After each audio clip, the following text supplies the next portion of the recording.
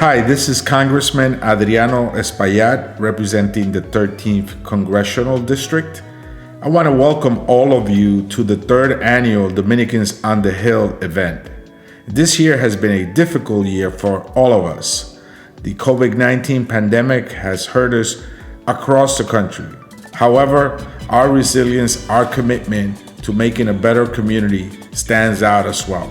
So thank you all for being part of this effort to discuss what occurred this year and what our steps should be for the upcoming years.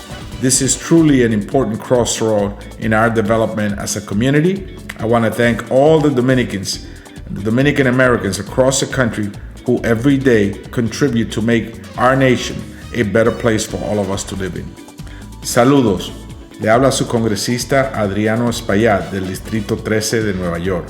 Y quiero darle la bienvenida a todos ustedes que participan hoy en la tercera conferencia de dominicanos en el Capitolio. Este año ha sido un año muy difícil para todos nosotros. La pandemia del COVID-19 ha azotado a toda la nación. Pero nuestro compromiso con nuestra comunidad se ha destacado y seguiremos adelante, asegurando de que nuestra familia sigan contribuyendo a esta gran nación. De nuevo, le doy la gracia a todos ustedes por participar en este evento anual por tercera vez y quiero decirles que estamos muy orgullosos de todos ustedes y su contribución para hacer esta nación una mejor nación para todas nuestras familias. Hola, ¿qué tal, mis queridos amigos? Good evening, and thank you so much for joining us on this very special evening as we celebrate Dominicans on the Hill. I am Damaris Diaz, New York correspondent for Despierta America, Univision Network's national morning show. I'm also a host and reporter with Univision 41 Nueva York, and it is such an honor for me to welcome you to this virtual celebration alongside of my Dominican brother, Brea Frank. Oh my God. Y yo soy hijo de mi mamá. Saludos para ti, Damaris Díaz. Saludos para todos. Soy Brea Frank de la X96.3, el show La Gozadera y Sal y Pimienta. Somos los anfitriones. ¡Qué felicidad! Bienvenidos a Dominicans on the Hill. Tonight, we have gathered the best of every area of the Dominican and American community that we love and that we support. From surprise special guests, your political representatives, to specialists at the top of their field. We really do have it all right here for you. Claro que sí. Damaris, ¿tú sabías que Adriano Espaillat es el primer ex inmigrante indocumentado y primer dominicano en el Congreso? Fíjate que no, Brea. I actually did not know that about Congressman Espaillat, the very first undocumented immigrant and the first Dominican-American to serve in Congress. That is wonderful. And through his journey, he is laying down the ground to make sure that he's not the only Dominican-American to serve in Congress. And I love to see that. Our people helping our people. Dominicanos empoderando a otros dominicanos. He is the prime example that anything is possible and that dreams do come true. Claro que sí, de eso se trata Dominicans on the Hill, de tratar de seguir incentivando, motivando a personas como Adriano Espaillat que han luchado y llevan siempre nuestra bandera en el frente. Y con eso queremos empezar. ¿Estás lista? Así es. And here to introduce our very next guest is President of Hostos Community College, Daisy Coco de Filipis. Adelante. Saludos muy cordiales. Yo soy Daisy Coco de Filipis, Dominicana.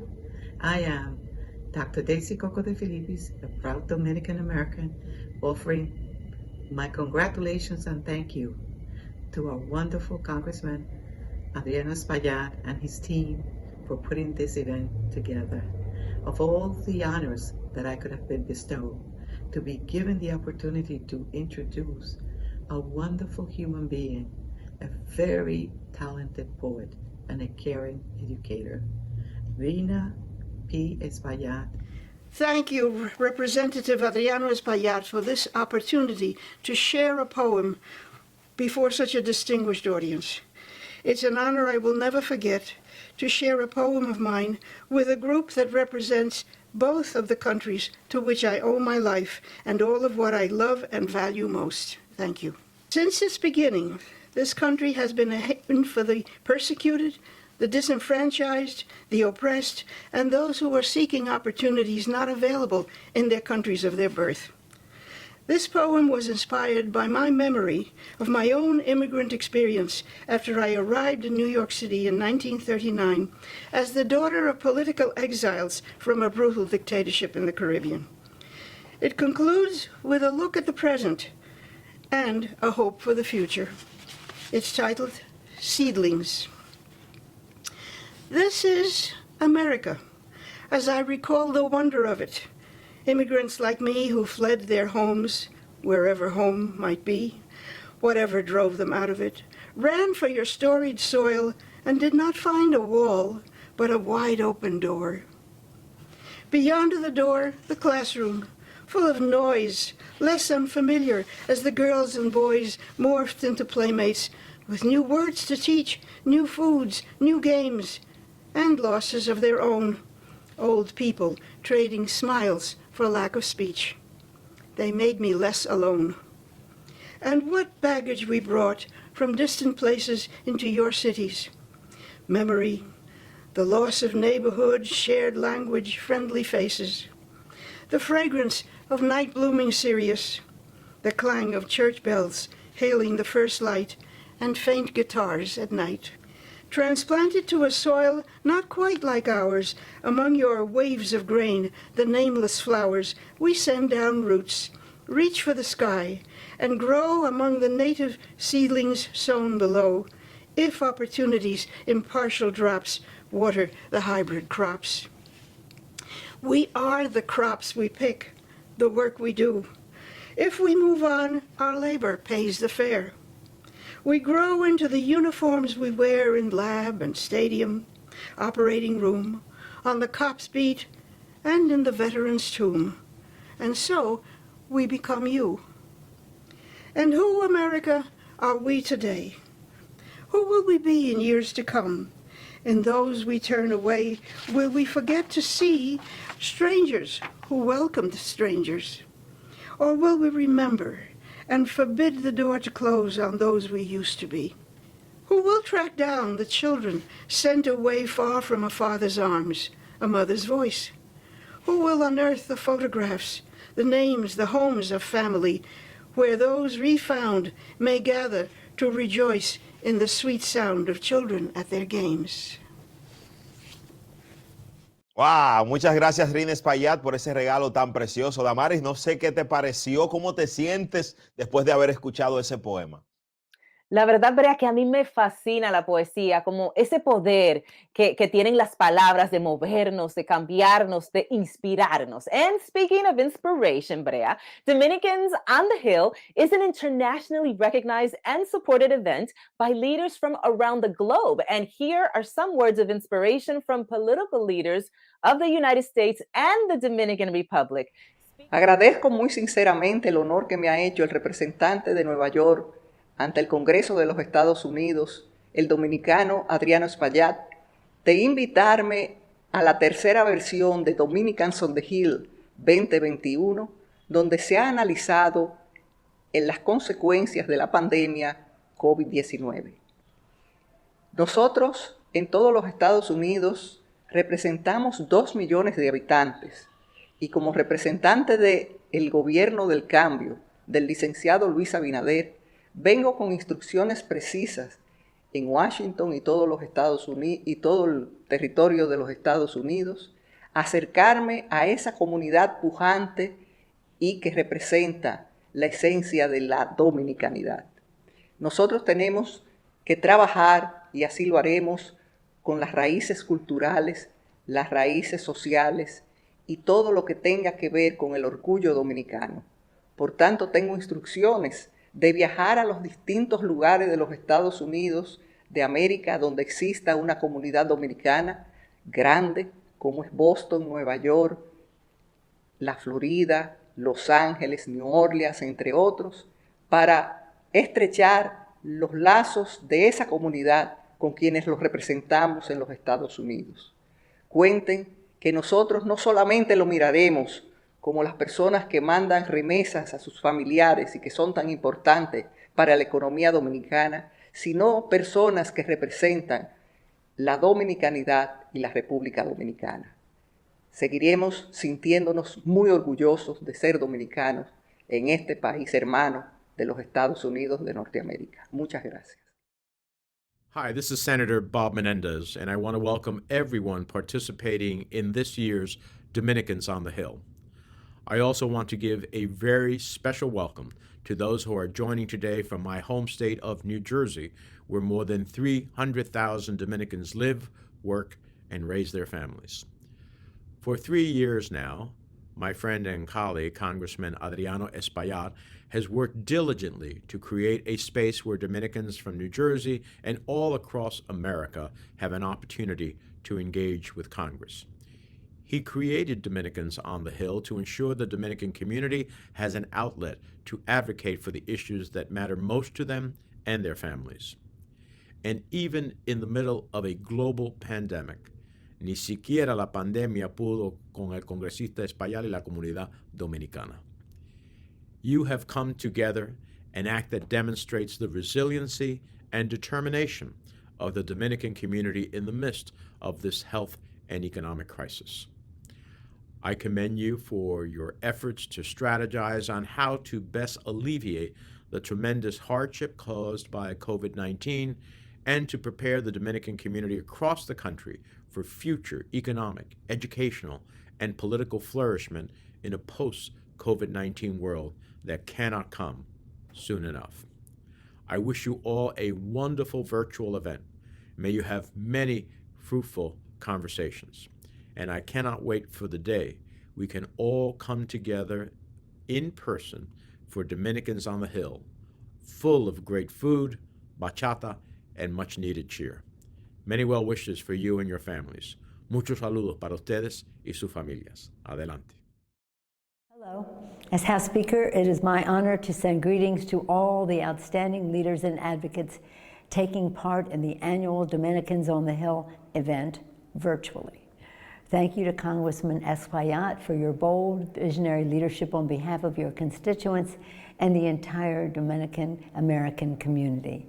Your strong advocacy is clear as you speak out for all Americans during this pandemic. The energy and activism of Dominican Americans and all our beautiful, diverse immigrant communities make America more American. In 2015, I was privileged to lead a delegation to the Dominican Republic to strengthen the bonds between our two countries and to celebrate the vibrant culture and traditions that Dominicans have brought to our nation and enrich our communities. Sadly, as we confront the coronavirus pandemic and economic crises, communities of color are bearing a devastating, disproportionate toll, including the shameful reality that Hispanic children are 8 times more likely to be hospitalized with COVID-19 than white children. But Democrats are ensuring that help is on the way. We are hard at work advancing President Biden's bold relief package to save lives and livelihoods while advancing equity and justice and ensuring families and minority-owned businesses hit hardest to have the resources to build back better. On behalf of the United States Congress, thank you for participating in this wonderful event and for making your voices heard. We in Congress rely on your tireless engagement as we fight to build a brighter future for the people. Thank you. Thank you to our leaders for your very special messages and for joining us tonight. Claro que sí, mensajes de unión y de esperanza siempre para los latinos. Señores, lo que nos lleva a nuestro próximo tema, la salud y el bienestar. Pero también es importante saber que el COVID ha afectado a nuestra comunidad desproporcionadamente y que hay mucha desinformación de esto en la web. Así es, Brea, y para mí el bienestar sería disfrutar un buen sancochito así con mucha yuca, pero yuca dominicana. Esto es bienestar. Veamos. That's right. And here to tell us a little bit more on the subject is our pandemic-focused health and wellness panel. Take a look. Mi nombre es Rafael Antigua y me acompañan en esta noche 2 extraordinarias profesionales de la salud que se enorgullecen de su gentilicio de ser 2 mujeres latinas que han triunfado en los Estados Unidos. Con nosotros, la doctora Ligia Peralta, quien hace investigaciones científicas, pero además clínica en MIT, en Massachusetts. La doctora Lidia Virgil, que es en este momento la jefe de operaciones del grupo de Somos, aquí en el estado de Nueva York. Vamos a estar hablando en esta noche de la pandemia que durante el final del 2019, todo lo que es el 2020 y parte del 2021 ha estado azotando a todo el mundo, con más de 28,000 personas infectadas en este país y más de 500,000 de muertes. Doctor Peralta, ¿puede usted decirnos cuáles son los síntomas de COVID-19? Una de las cosas que hemos aprendido y aprendimos rápidamente es que inicialmente dijimos que habían síntomas clásicos del COVID, que son la fiebre, el malestar del cuerpo, la fatiga, dolor de cabeza, dolor de garganta y además la pérdida del olfato y pérdida del gusto. Sin embargo, lo que hemos aprendido es que en los estudios grandes y en otros países hemos visto que hasta 50% de las personas que tienen COVID no tienen síntomas alguno. Y esto es muy específico también de acuerdo a la edad. Por ejemplo, los niños de 6 a 13 años casi no tienen síntomas. Entonces, cuando hablamos del COVID, comenzamos con las personas que no tienen síntomas, después hay 1% de individuos que tienen lo que llamamos los síntomas leves o los síntomas moderados, que es como una gripe, y luego están los que tienen enfermedades crónicas. Esto es sumamente importante porque estas son las personas a las cuales nosotros no solamente le damos mucha consejería de cómo protegerse, sino también estos son personas que ahora deben estar al frente de la vacunación para que puedan protegerse.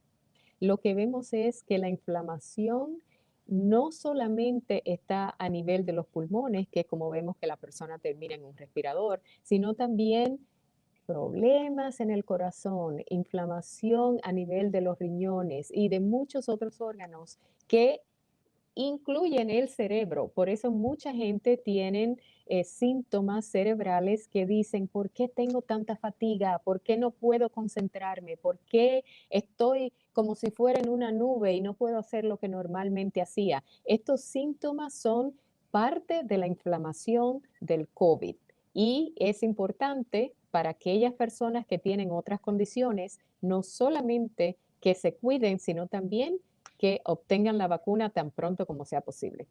Me gustó que la doctora Peralta habló de eso, de cómo cambia el humor de las personas, cómo cambia su mente, cómo trabaja el cerebro. Y es algo que es muy notorio. Los casos de ansiedad, de depresión, han aumentado más de 10 veces. Los casos de abusos domésticos. Los niños ya no van a la escuela, están en la casa. Las personas están en cuarentena. Las ansiedades, los abusos están aumentando terriblemente, pero los abusos de sustancias prohibidas, de sustancias tóxicas, como tal como el opioide, que de por sí ya era una epidemia antes de esta pandemia y que ahora ha surgido más todavía, los abusos del alcohol, los abusos de otros tipos de narcóticos. Esta pandemia nos ha afectado en maneras que todavía están por verse en los años venideros. Pero una cosa importante es que las familias entiendan que a pesar de que una persona sobrevive el COVID-19, que ha salido del hospital, todavía hay síntomas que tenemos que entender y que pueden durar por mucho tiempo, y es lo que ahora le estamos llamando la ola 3. O sea, Doctor Virgil, ¿cuáles medidas sanitarias recomienda usted que nosotros adoptemos para evitar contagiarnos con esta enfermedad o contagiar a otros? ¿Qué debemos nosotros hacer? Pues mire, esto es lo más sencillo, ¿verdad? Y que a veces nos cuesta más, pero son 3 cosas fundamentales.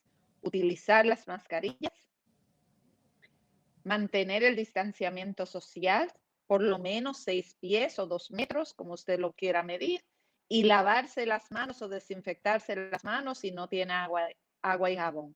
Y lo que yo he visto muchas veces, doctor Lantigo, es que la gente tiene la mascarilla puesta y se la quita para hablar y vuelve y se la pone. Y ese es el error más terrible que usted puede cometer, porque ni se está cuidando usted, ni está cuidando a la persona a quien usted quiere y que le... Excelente punto de educación. Doctor Peralta, a partir de la segunda quincena de diciembre se ha llamado esto la luz al final del túnel. Y esto en relación a las vacunas que han estado disponibles en nuestro país. ¿Nos puede usted decir la ciencia detrás de estas vacunas, cómo se producen, cuáles son las vacunas que están disponibles y además de esto, ¿funcionan o no funcionan estas vacunas? Tenemos dos tipos de vacunas.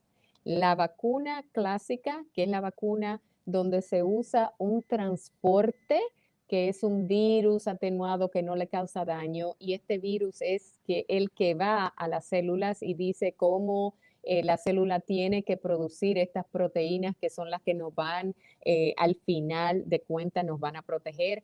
Pero la otra vacuna, que es la nueva que tenemos, Pfizer, y la Moderna, se ha hecho con lo que se llama el RNA, que en realidad es otro tipo de transporte que lo que lleva es la información a la célula para decirle cómo hacer el trabajo, desarrolla ese tipo de proteína y el cuerpo responde de una manera que nos protege cuando el virus entra al cuerpo. Sin embargo, ese RNA que todo el mundo le tiene miedo y por eso es que la gente habla de que, quizás me puede cambiar mi propia genética. El RNA es solamente un transporte que una vez que entra al cuerpo es tan cálido que ya terminó su función y desaparece. Por eso estas vacunas necesitan estar en condiciones muy frías porque ese RNA es muy inestable y una vez que entra al cuerpo hace su trabajo bien y luego desaparece, no produce más daño. Es importante también saber que tenemos variantes nuevas. Son las variantes, por ejemplo, que hemos escuchado que vienen, que se identificaron en Inglaterra, en Brasil y al mismo tiempo en África del Sur.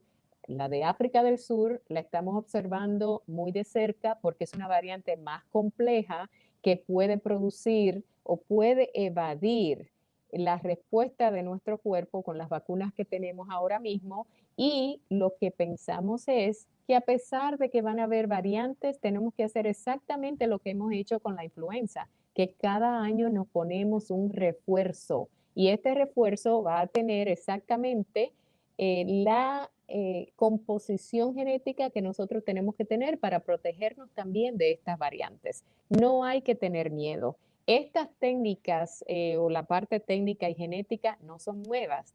Mi profesor, por ejemplo, Bob Langer, publicó el primer papel sobre RNA en el 1976, hace mucho tiempo. Se han usado para otro tipo de medicinas, pero esta es la primera vez que se usan para vacunas. Y estamos muy contentos de poder tener un producto que no solamente va a servir para el COVID, pero también va a servir para hacer mejores refuerzos y para quizás combatir otros virus en el futuro. Es una forma muy elegante de hablar del concepto de igualdad, ¿no? De estar seguros de que nuestra comunidad marche junto con otras comunidades que tienen acceso realmente a la mecánica de informática que nuestra comunidad no posee. Y usted decía de una forma muy elegante, pongamos la vacuna en manos del médico primario. Usted decía, vamos a masificar las vacunas, que no permanezcan en un grupo, sino que lleguen al vecindario, que lleguen realmente al bloque, que las personas puedan bajar a sus edificios y ir donde el médico primario y que el médico primario le diga en su consulta o en cualquier momento, tengo la vacuna, ven y póntela.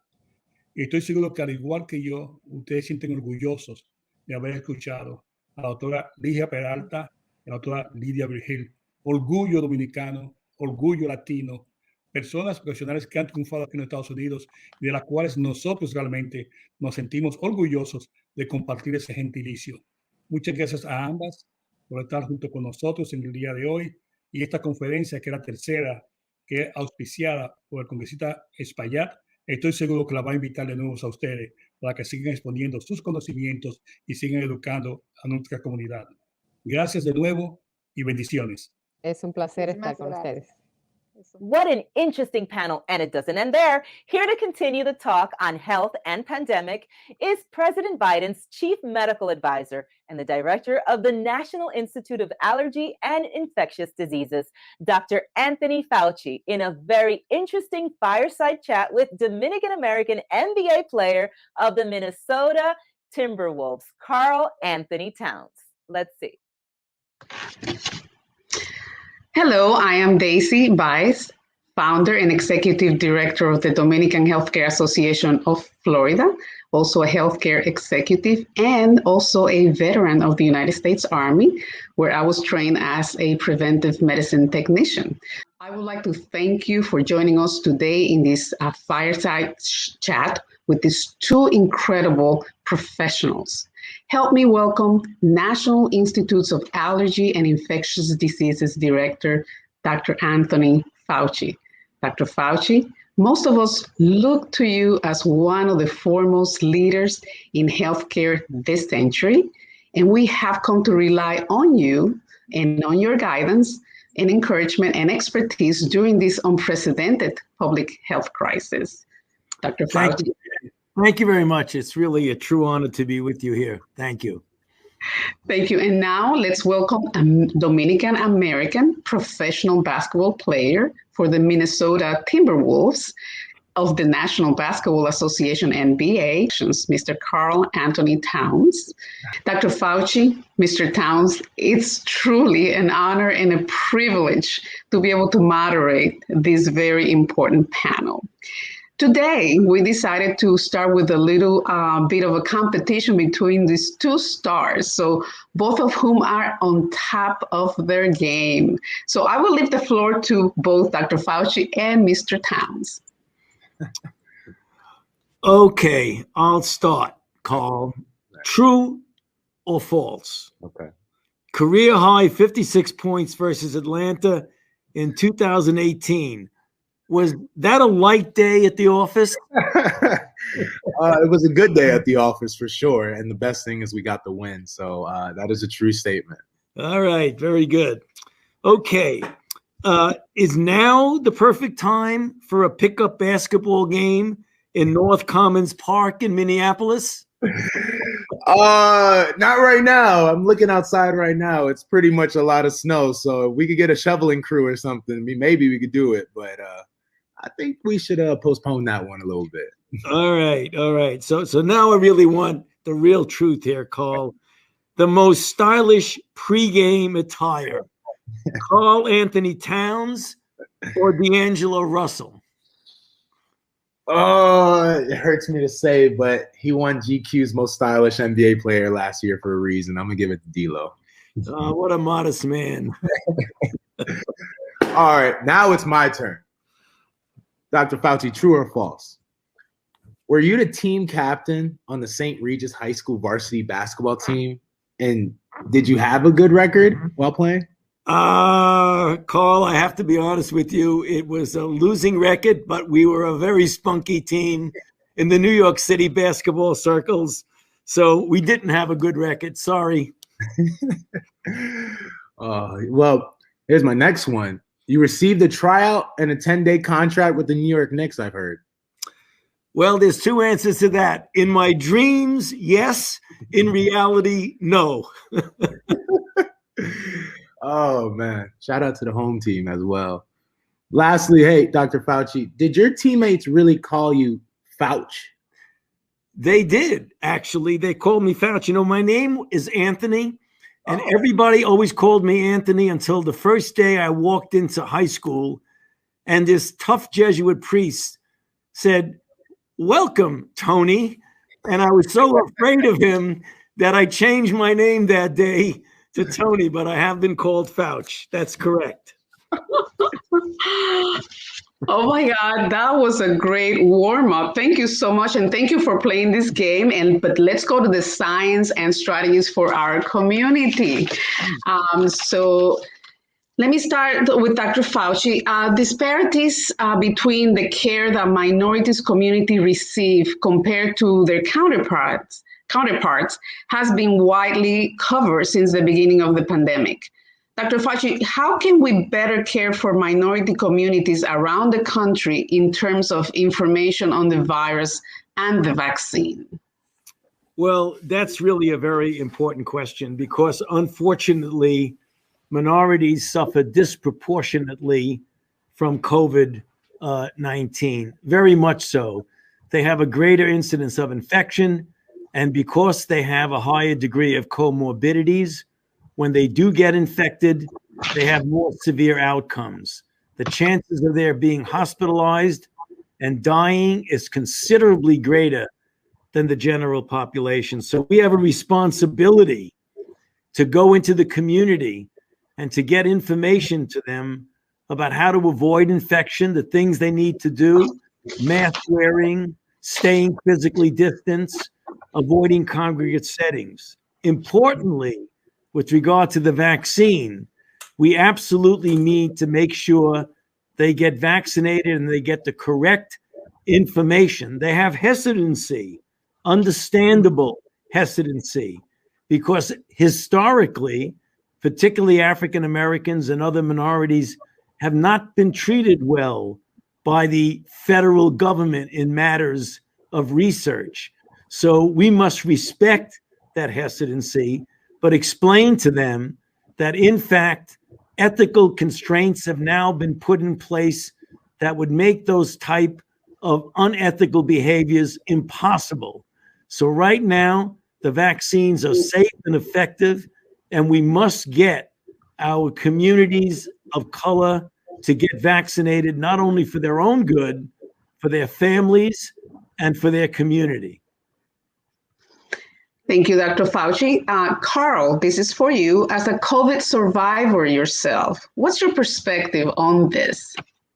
I think the vaccine for me has to be widely available. And just like Dr. Fauci said, have to be widely available and equally available to people of all races. Minorities are obviously suffering the most during this pandemic because of just how widely unavailable it is in their communities. And second, like he said, the information not getting to them to understand what the vaccine is and to also understand what they're taking in as well. So the answer on all of this is that the vaccine, I just want it to be widely available and also equally available to all races. Thank you. Dr. Fauci, obviously there's quite a lot of misinformation out there about vaccines. What would you say to someone who is wary about taking the vaccine?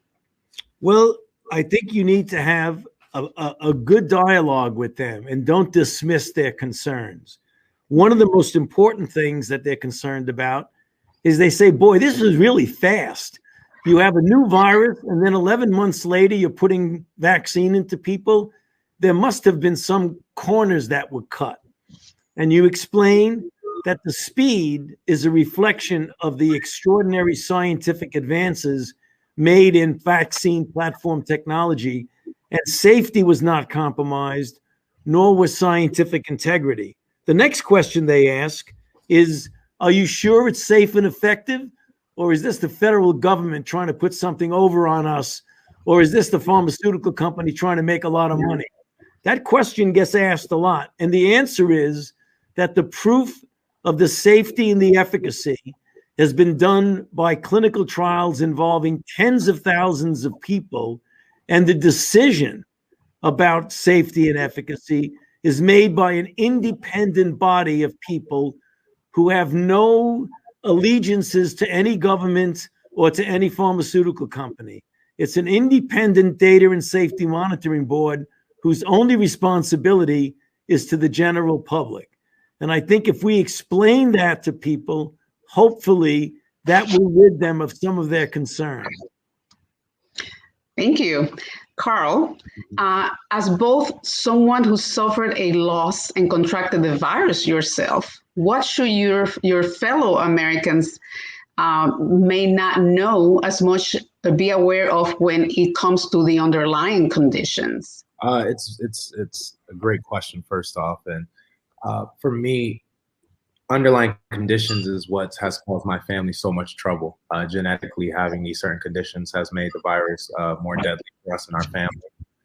And for me as well, gave me a lot of scare. And also in a position where I'm very happy to have great support system and great help in dealing when I got COVID. Just understanding that underlying conditions cannot be taken lightly. You must analyze every single aspect of yourself and take this virus and disease very serious. This is a very, very serious thing. This is something that is not the common cold. This is not the common flu. This is something that is totally different, needs to be taken with extreme precaution, and has to be taken very serious. Thank you. Dr. Fauci, as the virus adapts and new strains surface, how will vaccination programs adjust? Well, the first thing to realize is that with the mutations that are out there, that some of them are really quite sensitive to the vaccine. For example, the British, the UK vaccine, the 117 that is now becoming more prominent in the United States, is very sensitive to the vaccines that are now being distributed. So the best way to get rid of that mutant is to vaccinate as many people as you possibly can, as quickly as you can. When a mutant changes enough to evade the protection of a vaccine, you need to be prepared to make modifications of the vaccine so that it's directed specifically against whatever the new mutant is. Right now, as I mentioned, fortunately, one mutant is completely protected by the vaccine and another one has diminished protection, but not completely lost. So it's still quite good. So we're going to do a combination of two things. Get as many people vaccinated as quickly as you possibly can. And when the time comes, be ready to modify the vaccine. Kind of a follow-up question to that is oftentimes congressional offices and the healthcare community receives requests for antibody testing. Can you tell the audience about the efficacy of this test, and is this something that the general public should consider? Right now, the general public doesn't necessarily need to consider that. An antibody test determines whether you have been exposed and infected or not. Many of them are not particularly accurate. So the first thing you got to do is that if you do get an antibody test, make sure that it's certified and validated by either the FDA or the NIH. The other thing is you can get an antibody test that might be negative, but you still could be protective, or might be positive and you're not. So the only thing that it would likely do is to, soothe your curiosity as to whether or not you've been exposed or not. But it doesn't really tell you much of use to you except just your curiosity. Interesting to know. Wonderful. Karl, can you tell us what it was like to sharing your story in order to use your platform to benefit others? How hard was for you to make the decision to go public with this? Yeah, I decided to share my story because I know that, especially where the virus was and me being part of that first wave to get, my mother being part of that first wave to get COVID, I just wanted people to understand how severe and how serious this virus disease was. This is something that is ravaging our country and the world. And I just wanted to spread awareness in a way, I guess you could say, help Dr. Fauci out a little bit, just try to spread the message. But it came at a price for me, but I was more than willing to pay that price. My mother has always taught me to take care of others before yourself. So just making sure people understand what this, the situation that our country's in, and try to help them understand that we need to come together to eradicate this and to get rid of this. And, it was hard, but at the end of the day, it was the right thing to do. And if I had 10 opportunities to be in the same situation, I think I would have made the same mistake 10 times. Thank you, Karl. Do you have a closing message for our community regarding COVID? Absolutely. Please think of others every time you step out your house. Wear a mask, and not only wear a mask for others, but wear a mask for your own family in your house, for the elders that we all as the Dominican community love to go see, especially my own grandmother and my mom's side of the family. Please be careful stepping out the house every single day. Follow all the protocols, the rules, and the advice that Dr. Fauci, who is the best of the best in the world at this, to take his advice and understand that it's coming from a place of the well-being of everyone in this country. Thank you. And Dr. Fauci, what are your closing remarks and recommendations to the Dominican-American community? Well, thank you very much. My closing remarks and recommendation would be to please listen to Karl, because what he has told you is absolutely correct, number one. Number two, when the vaccine becomes available, please take the vaccine. It would be good not only for your own personal health, but as Karl mentioned, for your family and your loved ones, you have to take care of each other. So by getting vaccine, not only are you protecting yourself, you're actually protecting the people around you, because if you don't get infected, then there's no chance you are going to infect someone else. And then putting all that together, you're actually protecting your own community. And I know from experience that the Dominican community is a very close-knit, loving community.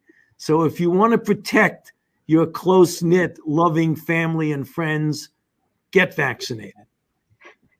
Thank you. I would like to really thank Dr. Anthony Fauci and Karl Anthony-Towns. It has been really a true honor and a privilege to moderate this conversation with you. I would also like to thank the Office of Congressman Adriano Espaillat for putting this whole event together, Dominicans on the Hill, and getting this very valuable information to all those in our community. So thank you very much. Muchas gracias al doctor Anthony Fauci y Anthony Towns por dedicarnos este momento y educarnos con el tema del COVID-19, compartiendo su experiencia y su conocimiento. Ahora quiero compartir con ustedes un momento chulo, ameno. Es un placer para mí. Ya después de tanto que la pasamos en la semana, pensé que me iba a escapar, pero no. Está aquí también mi compañero de la radio, Chino Aguacate. Dios mío. Gracias, Damari, Brea, gracias. Mi nombre es Chino Aguacate. Señores, sinceramente, ser dominicano es un privilegio. Nos conocemos donde quiera que lleguemos, tenemos nuestras características, incluso hablando. Cuando nosotros hablamos relacionado con música. Por ejemplo, si la chica es linda y está buena, es una guitarra, tiene un cuerpo de guitarra. Si tú me debes un dinero, yo te digo, dámelo contante y sonante. Si alguien dice algo que sonó muy feo, desafinate ahí. O sea, todo tiene que ver con música, pero también somos religiosos al hablar, pero del lado contrario. Siempre ponemos al diablo como ejemplo. Si el carro es un carro bueno de marca, ese carro corre más que el diablo.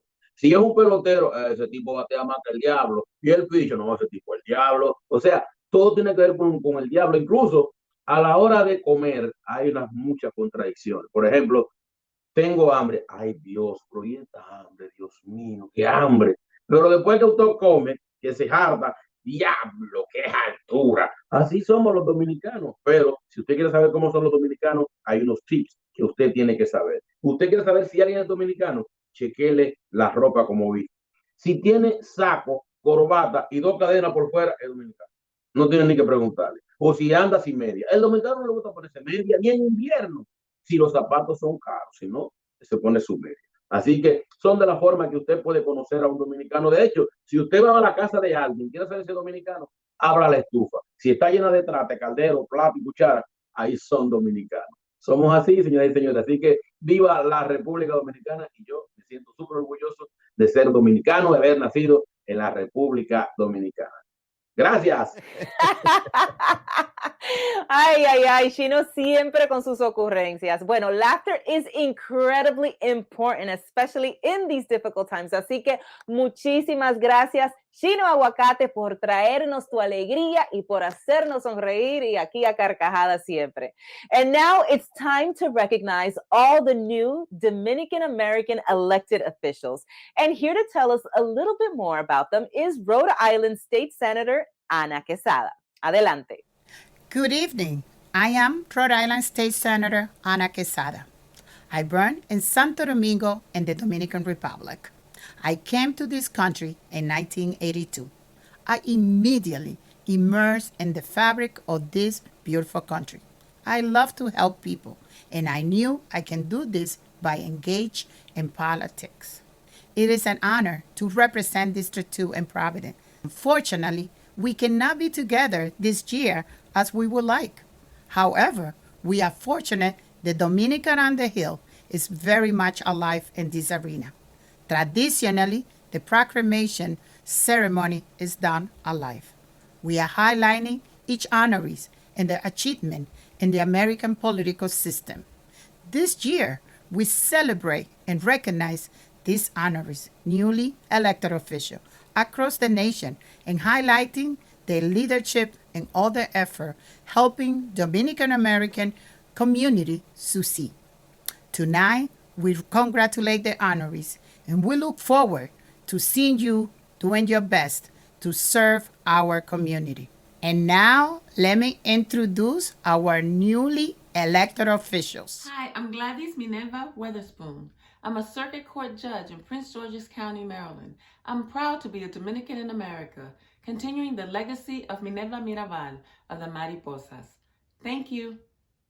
Saludos mi gente, le habla Leonela Félix, representante estatal del Distrito 61 en la ciudad de Pawtucket en el estado de Rhode Island. My name is Amanda Septimo, and I am the state assemblywoman for the 84th District in New York, which is in the Bronx, which is home to more Dominicans than anywhere in the world outside of the Dominican Republic.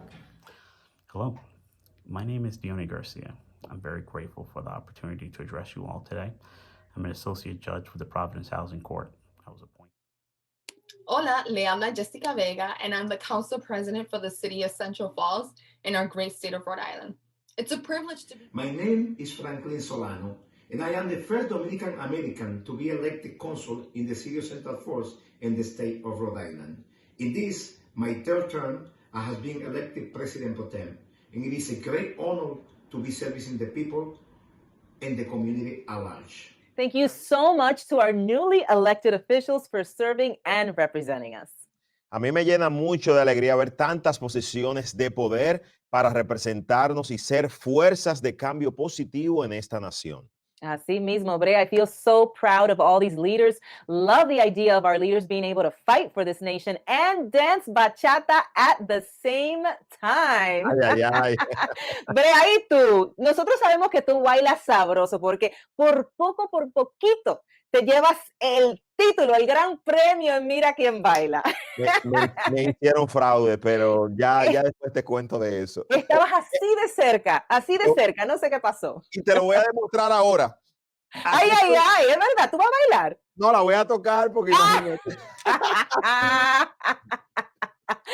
Ay, bachatero en la pista y también tocas, pero yo no te creo eso de que tú tocas. Esa guitarra te la regalaron. No, lo que pasa es que esa guitarra es de lujo, me la regalaron. I see your work, Brea.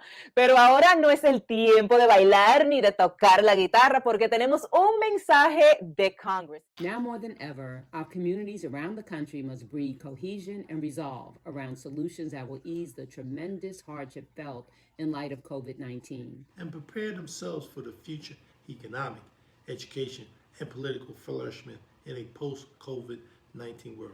In this difficult time, we must all use our inner strength, nuestra fortaleza interna, to build a better future.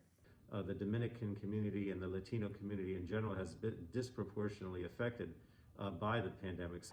We've seen inspiring amounts of resilience throughout Dominican-American communities, which assures us that we are on the road to build back better and stronger than ever before. We are proud to be part of this third annual virtual installment of Dominicans on the Hill, and are even more proud to help in the effort to increase engagement and collaboration in the Dominican community. This event is a great opportunity to highlight the tremendous contributions Dominican Americans make to American society.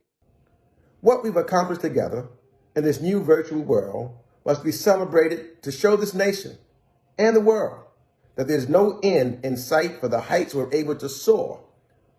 If we lift each other up along the way. I'm thrilled that con mi hermano, Adriano Espaillat, and his team, we've been able to continue the momentous platform to provide leaders in the diaspora the space to address our community's problems and share their perspectives even during COVID times. I feel honored to be a part of this event. It's in times like these that we see how critical our voices are in being the change we want to see in this country. While preserving our love for baseball. For arroz con habichuelas, for sancocho. For brugal, for barcelo. For merengue, for bachata. The beautiful beaches, for carnival, and for that warm Dominican hospitality. It's in times like these that we see how critical our voices are in being the change we want to see in our nation. Keeping with us a newfound familial bond that is unbreakable. And together, we will build back better. I haven't missed one Dominicans on the Hill yet. I'm thankful for the resolve of Congressman Espaillat, for the resolve of the Dominican-American community, which, as I've often said, is hardworking, entrepreneurial, family-oriented, spiritually grounded, community-centered, and you cook great food. The resilience of the Dominican-American constituents gives me great hope. I'm looking forward to seeing you all again very soon. In the meantime, stay safe, stay healthy, and stay strong. I've learned a great deal from within the Dominican community, and I know it's important to be strong. Thank you, and God bless you. Pa'lante, mi gente. Pa'lante, mi gente. Pa'lante, Dominicanos. Cheers. Okay. Good evening. My name is Angelica Infante Green, and I am the Commissioner of Education for Rhode Island. I am the first and only Dominican as Commissioner representing you in the whole United States. So I'm very honored. And now I have the distinct honor of introducing to you Secretary-elect Dr. Miguel Cardona, who is a Latino pride for all of us. Muchísimas gracias, Angelica. Es un honor estar aquí con ustedes. I'm Miguel Cardona. I'm honored to be speaking with you today at the 3rd annual Dominicans on the Hill event. Special thanks to Congressman Adriano Espaillat for hosting this event. We all know COVID-19 has hit us all very hard, but it has hit our Latino communities disproportionately hard. Not only our students, but our parents and our caregivers. And while our nation's education inequities didn't begin with the pandemic, they've certainly been exacerbated by it. And now it's on us to tackle these inequities head on. Sabemos que en la unión está la fuerza. Together with new leadership, we can build a better future for us all. We can all make education more equitable, more affordable, and better for all students, regardless of your race, your zip code, or what language you speak. I stand with you and will fight side by side with you to rise to this challenge and forge a brighter future ahead. Thank you again for having me, and I look forward to working with you. Vamos a seguir juntos siempre. Cuídense. Now I'd like to take this moment to introduce to you 2 amazing leaders that are on the ground, Dominicans that have been really working hard to ensure that the Dominican students have what they need. But they're going to come and share with us some of the challenges that are well beyond other communities, but very particular to ours. So I'd like to take this moment to introduce Dr. Mauricio and Dr. Edwin Quezada. So Dr. Mauricio, could you please tell us what have been the 3 biggest barriers in your district for the Dominican community? What I would share, the 3 top barriers that we face as a school district and that our Dominican children and other Latino children face are 3 divides. The first one is the learning divide, the second is the digital divide, and the third, our districts face a funding divide.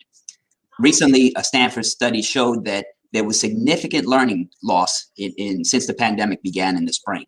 And that pandemic loss is actually being seen as a learning loss in our children today. And that has been exacerbated by the hybrid model. It has been exacerbated by the full virtual learning and opportunities where students are trying to learn at home and in school as well.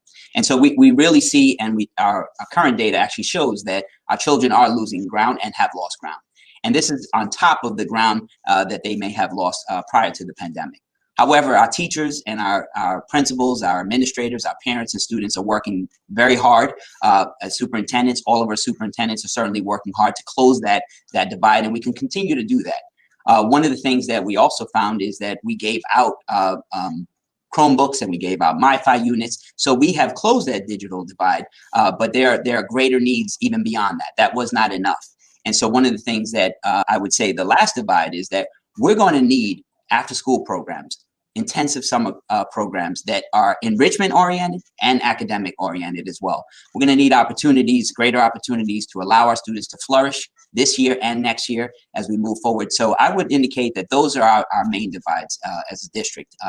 Learning divide, the digital divide, and also the funding divide. And I think it's incumbent upon leaders to work together to solve this issue so that we can move forward and allow our kids to be all that they were meant to be and exceed in the ways that they were meant to exceed. Thank you, Dr. Mauricio. So Dr. Quezada, same question, like what have been the three major barriers and obstacles for our children? Thank you, Commissioner Infante Green. Buenas noches a todos. Qué bien es poder hacer este evento esta noche, esta semana que celebramos el 177 aniversario de nuestra independencia. For me, it's an honor to be on the screen with two trailblazers.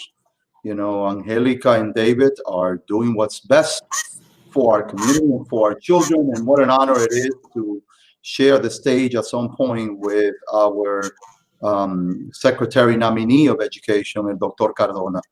You know, you speak about the pandemic and you think about the three barriers that our Dominicanos have faced, and there are many barriers. But when I think as a superintendent in my community of the top three barriers, I will say that the first one is access to reliable and valid information. You know, our families depend on this face-to-face interaction, which we are not able to do right now because of the pandemic. And instead, they rely on social media and Zoom meetings that sometimes are not appropriate for our families as the face-to-face meetings. So to me, that's important. So what happens is that they rely on information that is provided by those that they get to see face-to-face, and they might not have the right information. The second major barrier that our Dominicanos are facing because of the pandemic is the financial, food, and technology insecurities. I mean, think about, you know, who our families are. They are hardworking people, but they are not certainly wealthy. So not having access to money, not having access to food, not having access to technology creates a major challenge for our children. And as a result, it will limit their education. And finally, you know, one of the things that I have seen in my community is the concept of family separation, which for those of us that are immigrant, we are very well aware of it, because when my mother came to the United States, she left me in the Dominican Republic. So I know what family separation is, and I know the impact that it has. So what happens now is that because districts are not providing 5 days a week of instruction, you know, our families, many of them have had no choice but to send their children to the Dominican Republic, where they do have an extended family that is able to take care of their children. So those three barriers are going to have, unless we address them, major implications in the future for our Dominican community. And I think this concept of Dominicans on the Hill allows for us to amplify, to project, and to describe these challenges so that together we can address them. Yes. Thank you, Dr. Quezada. Dr. Mauricio, can you tell me one thing that is really worrying you about the impact of what's happened in the Dominican community? Yes, thank you for that question. And one of the things that we had found is that because we had a digital divide pre-pandemic, meaning all school districts weren't one-to-one districts, we actually thought that if we got a Chromebook into the hands of children and a MiFi device, which gave them free Wi-Fi access in their homes, that would solve our issues with the issue with the hybrid model, the issue with learning at home. And what we actually found is exactly what Dr. Quezada mentioned, is that our families have to go to work. Our families don't have the childcare that other families might have in more affluent communities. And so what we actually found is that children, especially those who can't log in on their own, younger children, were having difficulties getting logged in, participating in the activity. And some of them fell off the grid because the parent had to work. They dropped them off with a neighbor or someone, a grandparent, and they don't have the capacity to log them in or the opportunity to log them in. And so childcare became a very high need area for them. And then the education, unfortunately, took a second seat to that. And so what actually we need to actually continue to do is to figure out ways. In the end, we got to get our kids back into the buildings 5 days a week. That's the bottom line, because that is what provides the greatest and equitable education for our children. We understand where we are, but I think we can do that safely. And when we can do that, our kids will have that greater opportunity to close the gap and continue to excel as they always have. I want to thank you both for being true leaders and pushing forward and meeting the needs of our students. But I want to thank Congressman Adriano Espaillat, because he has been a sage and a mentor to me for many years, but also having the foresight of creating Dominicans on the Hill to make sure that the Dominican voice is heard. So that we say that this is what we need for education for the Dominican community, because we heard here tonight the intersectionality between education, the economy, and the financial well-being of our community, right?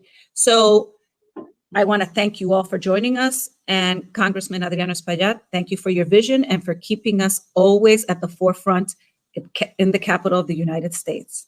Thank you. Muchas gracias a todos. This poem is called A Jarabe for My People, because sometimes poems do and are intended to provide healing. And sometimes poems are meant to be a war cry.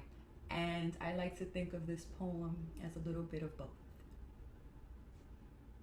Para mi gente de Española, Quisqueyano, ya tú sabes. I wonder if our ancestors dreamt this, if together, in their respective tongues, they cast forward a net of collective premonition, opened their eyes to the dawn and saw us, the reflection of their children's children in the horizon. We honor them every time we meet the challenge of the present day, and do not succumb to complacency or the comforts of privilege. Every time we face ourselves and force ourselves to be selfless so that others can be more. And what key don't we hold, knowing well we own all of the lines? We are the printers of blues and of blueprints, using our pens and our words and our lives to create bandages for those that have been called broken. And I know there is no wall we can't scale. There is no bridge our body won't braid itself into. There is no pipeline to water or prison we won't unravel. There is no malice that's been imagined we have not already endured. And if trauma be inherited, then so be resilience, so be survival. My people, we come from machete swingers, my people who cocaine that would tower over many men, my people, let the bigoted silence be behind the door, because my people, we are a battering ram. And never serve for an award you believe you deserve. Use your hands and your words and the seeds will emerge. We may not see the fruit, but we carry the roots and realize we move forward. Every time we give back, it's the truth. Because with goodwill and sweat, we'll heal the world where it hurts. Mi gente, living is short. Never regret the moments if you meant them or how you spent them. And one day, our children will wonder if we were the ones that dreamt them. If we were the ones that dreamt them. If right now, in this moment, we are dreaming for them. Pa'lante siempre, pa'lante siempre, pa'lante siempre. Como dice mi mai, para atrás y para coger impulso. Dominicana de pura cepa, para que lo sepan. I'm incredibly proud to offer this poem. Thank you for the work that I know you will do for us. Wow, de verdad que muchas gracias, Elizabeth Acevedo, por tan bonita participación. Pero, Damaris, te tengo un poema para que tú veas. ¿A mí? Sí, sí, sí, dice así. Dominicans on the Hill, eso lo sabes tú. Me dijeron que Damaris no sabe hacer mangú. I had a feeling this was going to turn out funnier than poetic. Yo no te veo futuro de poeta a ti. Pero sí de comediante, eso me encanta tu creatividad. And what I love is to see a woman so passionate, a woman of color using her education and her voice to make a difference in this world. So muchas felicidades a Elizabeth por ese poema tan lindo y por ese talento, por compartir ese talento con nosotros. And you know what? De todo corazón, Brea, I can't rag on you for trying, porque la verdad que hiciste el intento y fuiste creativo. Yo no podría hacer eso así al instante. La última vez que traté de escribir un poema fue la última vez que estaba enamorada y eso hace mucho tiempo. ¿Qué ha dicho?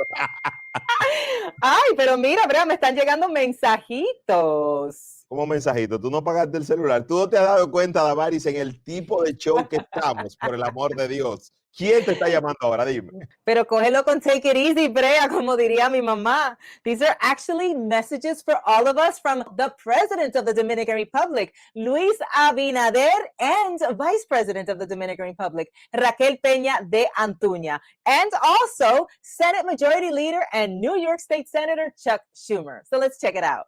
Hi, everyone. This is Senator Chuck Schumer, and I want to wish everyone a happy virtual Dominicans on the Hill.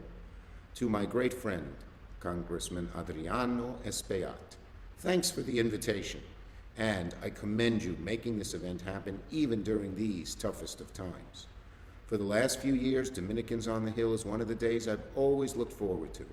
I love seeing the Capitol come alive with dancing, music, good food, and the pride of Dominican Americans from all over the country.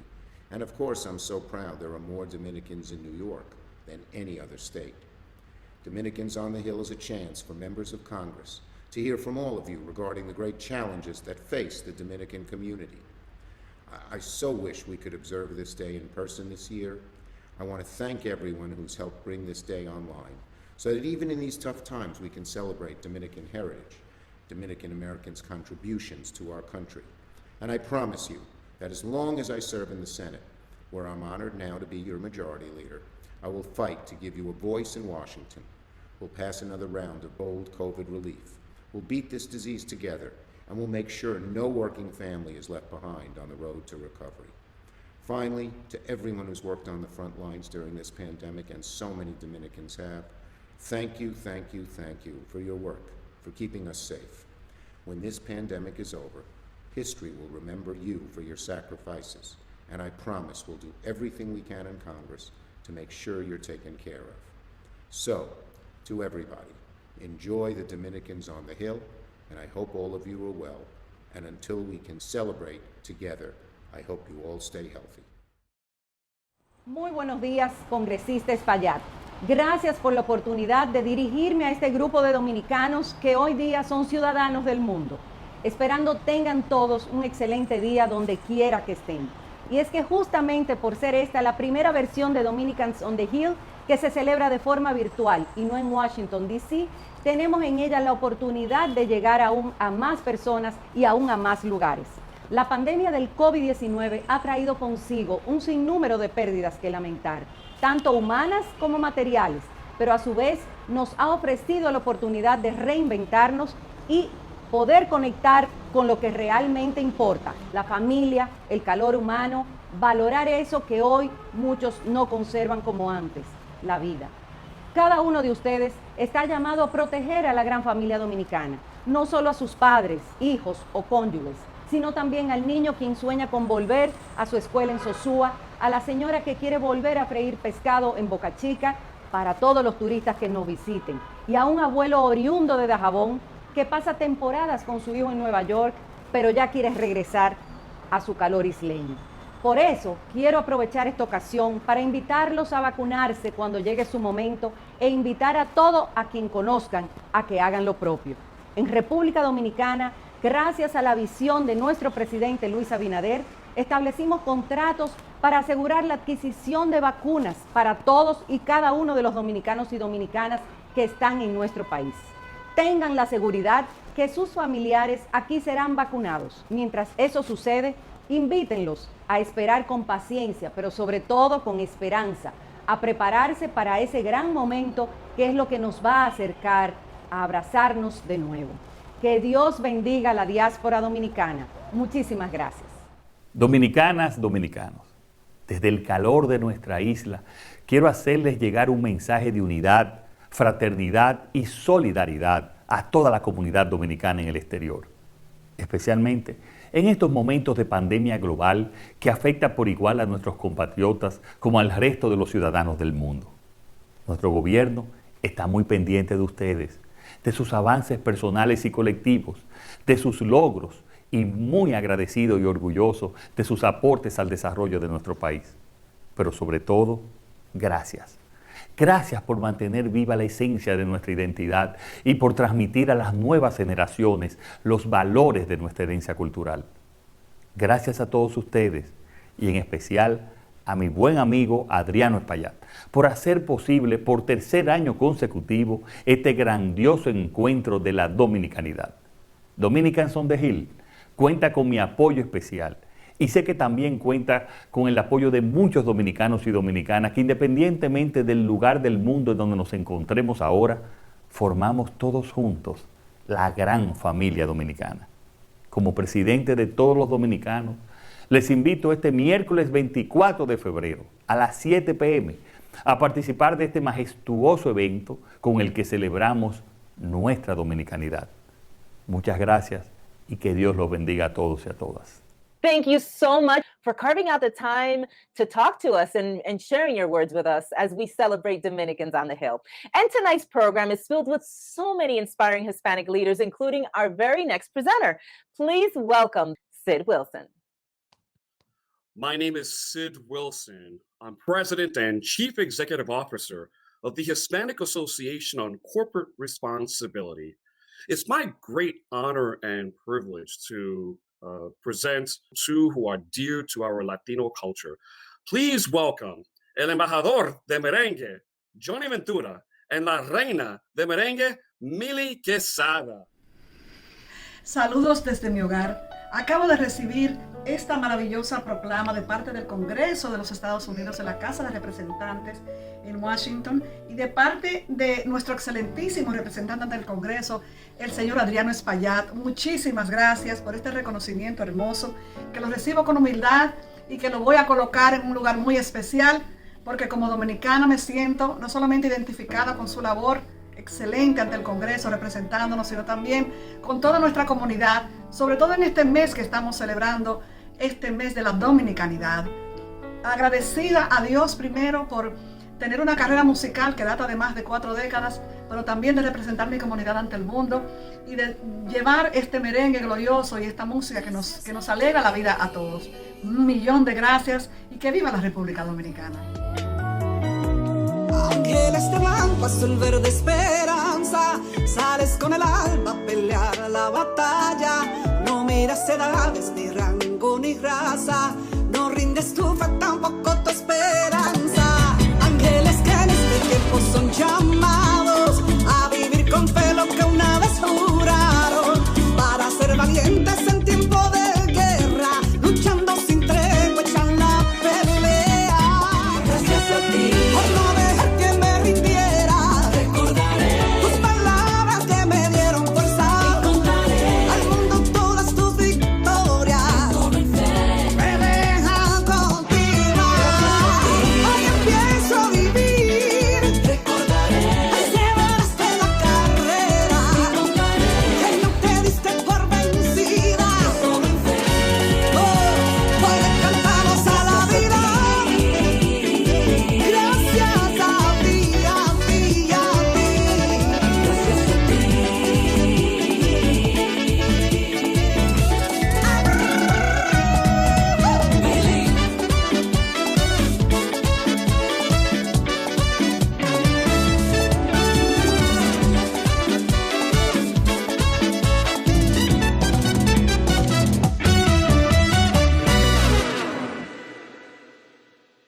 Confesarle que me siento muy feliz. El reconocimiento que me hace el Congreso de los Estados Unidos debo agradecerlo por siempre.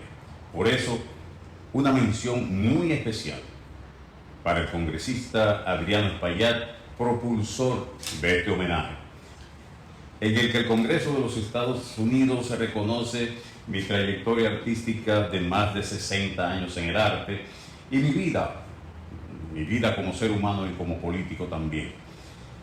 Por eso, como quiero tanto a mi gente, como amo a mi comunidad, aprovecho que todo esto ocurre dentro del marco de Dominicans on the Hills, donde se le hace reconocimiento a la voz más alta de los dominicanos en Estados Unidos.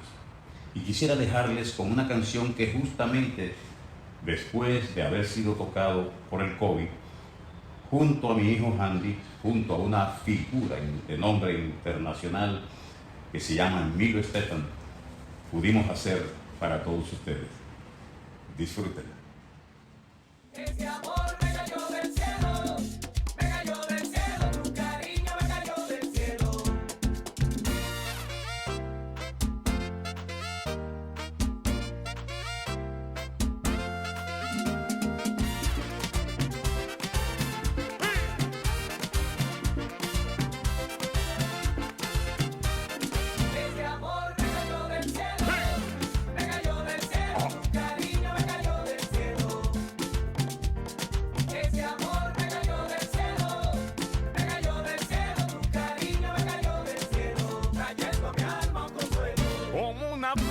divina que el tiempo fue madurando y me cayó en el camino. Como una flor sin espina que el viento trajo volando y perfumó mi destino. Tú me llenaste de besos, de amor del bueno y bonito, las flores han retoñado. Mis oraciones y rezos a tus oídos llegaron y con tu amor me han premiado, y con tu amor me han premiado. Ese amor me cayó del cielo, sí. Me cayó del cielo, tu cariño me cayó del cielo. Tu cariño me cayó del cielo. Ese amor me cayó del cielo, me cayó del cielo, tu cariño me cayó del cielo, trayendo a mi alma un consuelo. Tu manantial de alegría me humedeció para siempre el corazón, vida mía. Me sorprendió tu mirada y se quedó eternamente iluminando mi vida. ¿Será que Santa Efigenia metió su mano bendita y repartió bendiciones? Y repartió bendiciones. Ese amor me cayó del cielo. Oye. Me cayó del cielo, tu cariño me cayó del cielo. Todo tu cariño me cayó del cielo. Ese amor me cayó del cielo. Me cayó del cielo, tu cariño me cayó del cielo. Bendiciones cayeron del cielo.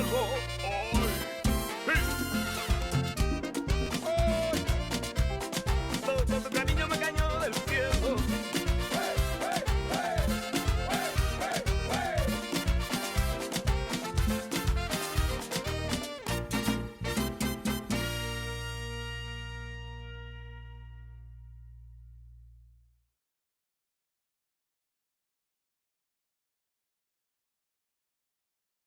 Amazing. And we couldn't be prouder to honor the two of you with an award for your body of work representing the Latino community and your response to the pandemic and its repercussions.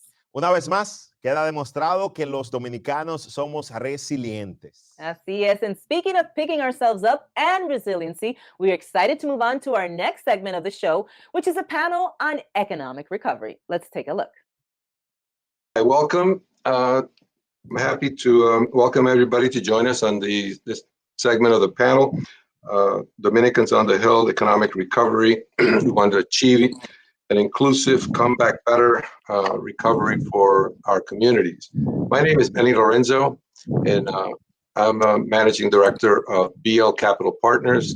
This is a financial and consulting firm in the New York City area, and I'm very happy to welcome my friend and colleague Alejandra Castillo, current CEO of the YWCA. Welcome, Alejandra. Thank you, Benny. Pleasure to be here.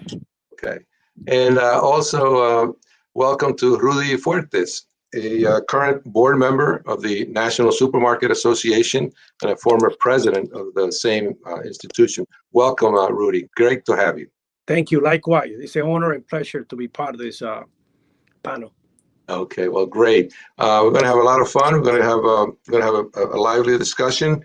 I'm going to just ask Alejandra to introduce herself fully and to give us a little bit of a background on her career, and then we'll follow that up with Rudy. So, Alejandra, could you kick us off? Yeah, I am the proud daughter of Dominican parents. Grew up in Corona, Queens, and I've served two presidents. I served President Clinton at the White House and President Obama at the Commerce Department, where I led the Minority Business Development Agency. And this conversation is very timely, very needed, and there should be a true call to action on how do we help minority and women-owned companies, particularly at this moment in time, when not only are we facing COVID, but we're also facing a recession. So right now, I'm the CEO of YWCA USA. We have over 204 associations across the country, and we have the finger on the pulse of what's happening at the community level. Great, Alejandra, for that introduction. Rudy, perhaps you can do the same thing and talk. I'm in the supermarket business for over 35 years with supermarket through the tri-state, and I'm permanent board member of the National Supermarket Association and past president of the same institution. That it has over 450 supermarkets in the northeast of the United States, and then it has a chapter in Florida with another 70 stores. Through these years, this has been the most challenging time during the COVID period. But we're very hopeful, and we see the light of the end of the tunnel. So it's a pleasure to be part of this panel, Benny. Great, great. Well, I appreciate that. I thought that perhaps we can kick it off by sort of discussing on a broad basis the significant problems that Alejandra kind of touched on. And maybe we can go a little deeper into the different issues that the COVID pandemic really highlighted. So Alejandra, maybe you can get us started there also. Yeah, so from where I sit today, leading the oldest women's organization, for us, we're very focused on something that the New York Times has called the She Session. For the first time in our economic history, women are at the core. And what we're seeing is that a lot of it has to do with not only in terms of the workforce, but also in terms of business. Back in December of 2019, the Bureau of Labor Statistics showed that women were the majority of the workforce. Once COVID hit, because we are overrepresented in hospitality, restaurants, travel, and retail, we saw the largest loss of jobs. But also, if we were to take a bit more of the angle of business, women were showing a fast rate of opening businesses for the last 5 years, particularly women of color. So I guess, Benny, part of the conversation that we need to have, and I'm so happy that Rudy's here, is how are we going to not only diversify the type of businesses that our community tends to gravitate to, but also how are we going to include more technology? We saw that some of the businesses that have been most able to survive through this time are the ones that have e-commerce, but also looking at the whole ecosystem of capital, which you are an expert in. Access to capital, access to contracts, and access to market. So this moment in time is really a perfect storm, if you want to be pessimistic, or a perfect opportunity to really call on our members of Congress, on this new administration, to really invest in the infrastructure that's going to help us move into a 21st century economy. Well, thank you so much. I think you're absolutely right. I want to include Rudy into this discussion. Can you sort of talk to us a little bit about how your members have dealt with that, Rudy? Yeah, thank you, Benny. Yes, we feel a fortune that we was part of the essential business to remain open during the pandemic. But that came with a lot of challenges because that incremental operational costs due to the protocol that had to be implemented in the supermarket to comply with. And also facing a lot of shortage of merchandise from the manufacturers production. So we was running maybe 40 to sometimes even 50% shortage in merchandise. And we had to acquire different trucks and go into different facility, increment the operational costs due to those labor that was required. Plus also complying like with the lines to the people making lines. So we had additional security people to make sure that the people maintain the social distance when they come inside the stores. And also the regulation, they only allow 25% capacity of the establishment. So we had to switch the employees to the night crew. That way they don't mix with the people when they were shopping. Also create a special hours for the senior citizens and also for the police department and people that worked in the health department to have a special line for them. So they came with a lot of challenges in our industry. And so we see, we were fortunate to have a lot of communication with our Congressman Espaillat that helped us tremendously to our industry to let us know about the PPP programs that it helped us to compensate all those additional costs that we was implemented in the stores. And so that came with a lot of help. Also, the National Supermarket Association put at the disposal of the government, the establishments, to serve as a test places to do the COVID test. My stores in the Bronx participate in those programs from the governor and our stores to help out to do the tests in the stores. And we also make them available now for vaccinations. Through all these challenges, we see hope. We see light at the end of the tunnel with these new administrations being more aggressive with doing the vaccination, like in the Bronx. Recent, they opened the Yankee Stadium for all the residents in the Bronx. As you know, the majority of the Dominicans are residents here in the Bronx. I see them. And I see that we got to help them out. I help them out also, not only with the additional money that they're going to receive, because a lot of those people lost their jobs. A lot of the people, even some of those jobs open, they're not going to have they're going to be not working at full capacity. So they need counseling. They need a lot of help. I see a lot of people depressed in the community, but it's a hope. It's a hope. And I think that, all the new initiative with this new administration, they are also focusing in technology. Like in our industry, we're going to need that, because us as more grocery stores, supermarket, in order to compete online businesses, that incremented a 10% additional cost in our point of sales. And as you know, our net profit is very, very, very small.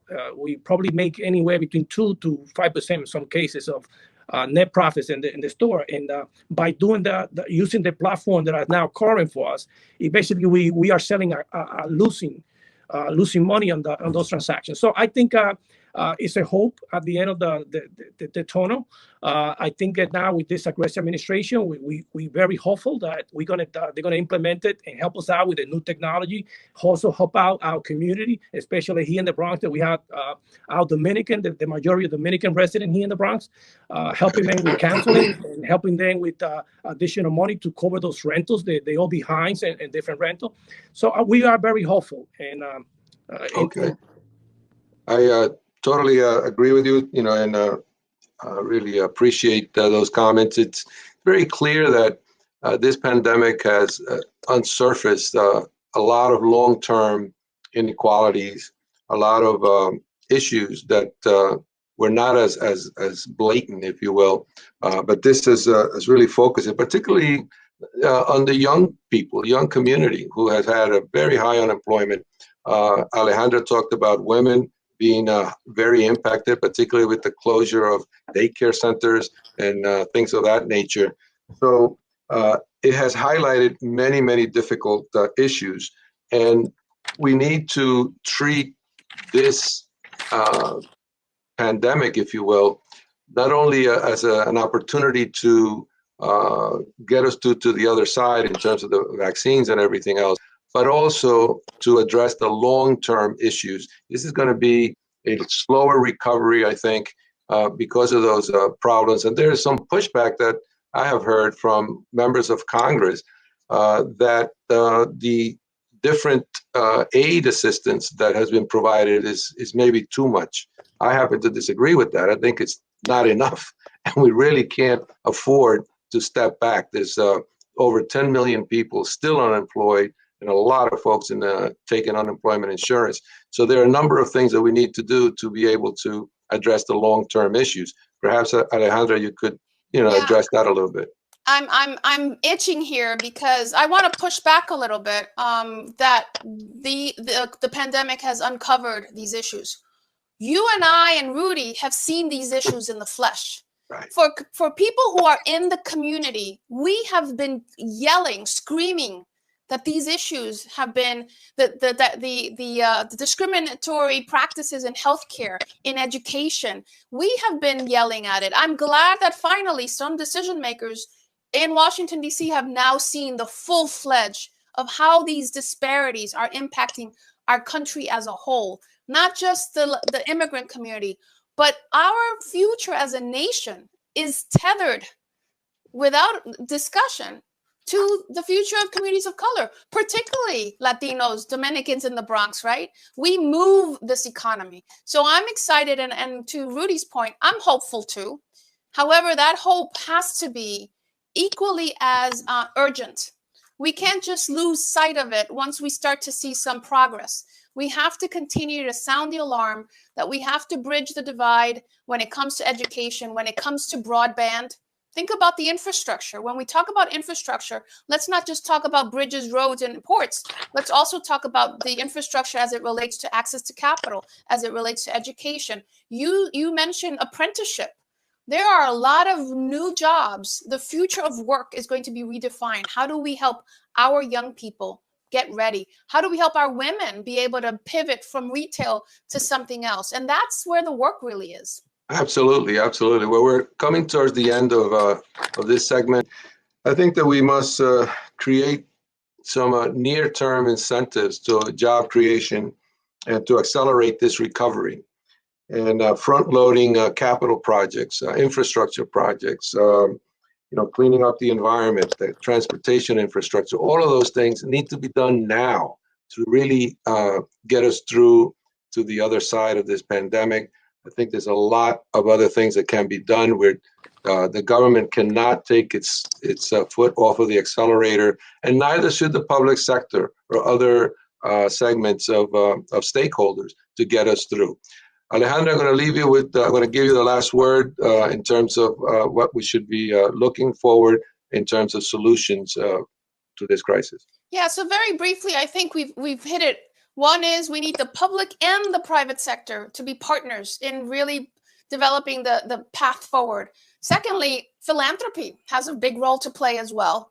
Third, we need to make sure that childcare, we have a childcare crisis. We will not be able to get women back to work unless there's a childcare solution to this moment in time. And then fourth, I'll say, Benny, we need to make sure not only that we're looking at jobs of today, but really preparing for the jobs of tomorrow. And as Rudy said, it's great to have technology, but we have to train our small business owners on how to leverage that technology. It's a holistic approach. This is an amazing moment in time. And I want to honor, obviously, the losses that we've experienced in our community, but we need to leverage this moment in time to leapfrog, to build those infrastructural moments, to think big and bold. And I hope that our Congress and our new administration will not fail us, because the time is now. Well, that's absolutely right. And I think that Congressman Espaillat has been thinking big and bold, and we need to do that in order to get through the challenges that are ahead of us. Thank you so much to the members of our panel. Thank you, Alejandra. Thank you, Rudy, for joining us today. And I look forward to working with you as we move forward. Thank you. Este tema es de mucha importancia, sobre todo por lo que está pasando en el mundo hoy día. Sí, Brea, completamente. And it's imperative to talk about these topics. So we thank all of our panelists for participating. Claro que sí. Saludos, soy Os Rodríguez, el director de Vampires vs. The Bronx, y les quería mandar un mensaje a los aquí presentes en Dominicans on the Hill.